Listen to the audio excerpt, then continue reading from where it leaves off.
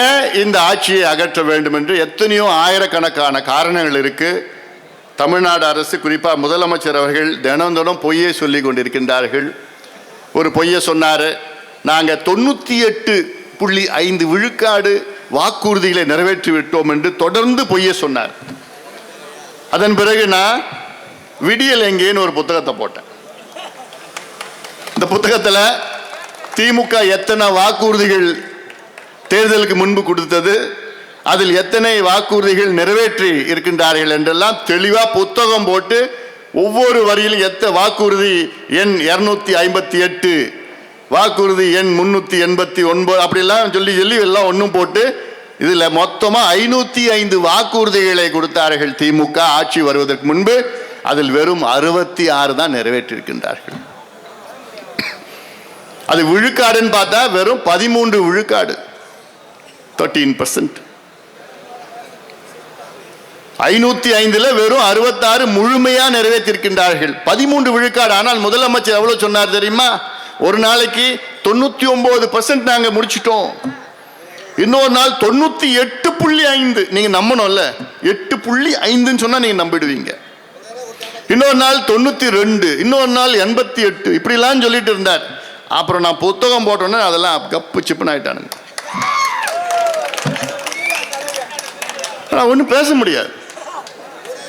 13% தான். 13% எவ்வளோ? ஒரு எக்ஸாமில் பாஸ் மார்க் எவ்வளோ? 35.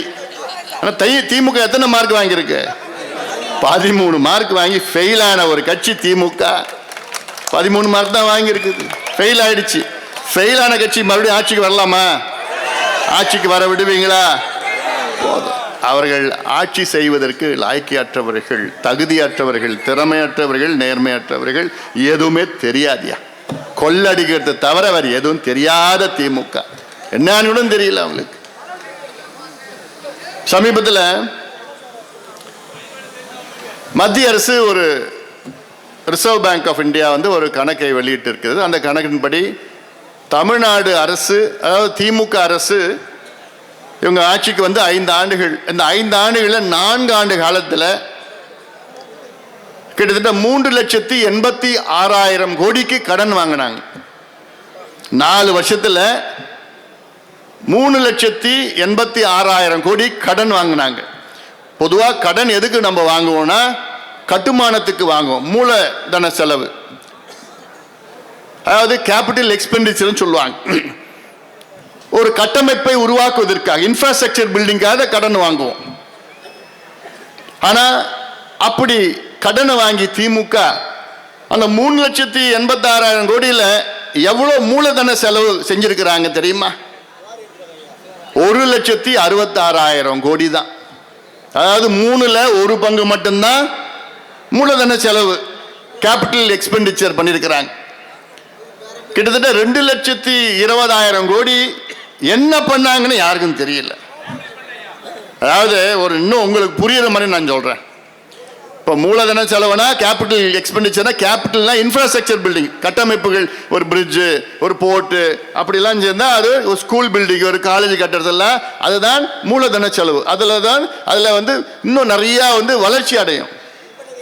இப்போ ஒருத்தர் ஒரு வீடு கட்டணும்னு ஆசைப்படுறாரு. முத்து, வீடு கட்டுற நீ. இப்போ முத்து வீடு கட்டுறதுக்கு கடன் வாங்குறாரு. கடனை கொடுக்குறாங்க, வீடு கட்டிட்டார். வீடு கட்டினதுக்கு பிறகும் அந்த வீட்டில் வாழறதுக்கு மறுபடியும் கடன் வாங்குறார்.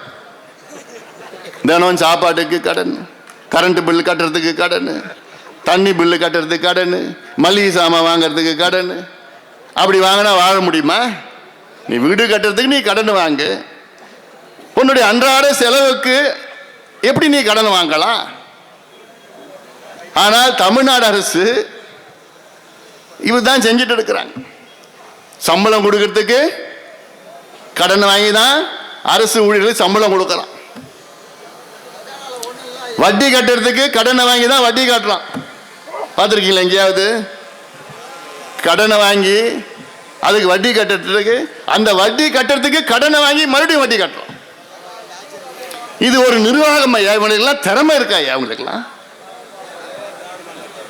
அதில் வச்சு தான் 1000 ரூபாய் மாதம் மாதம் கொடுக்குறான்.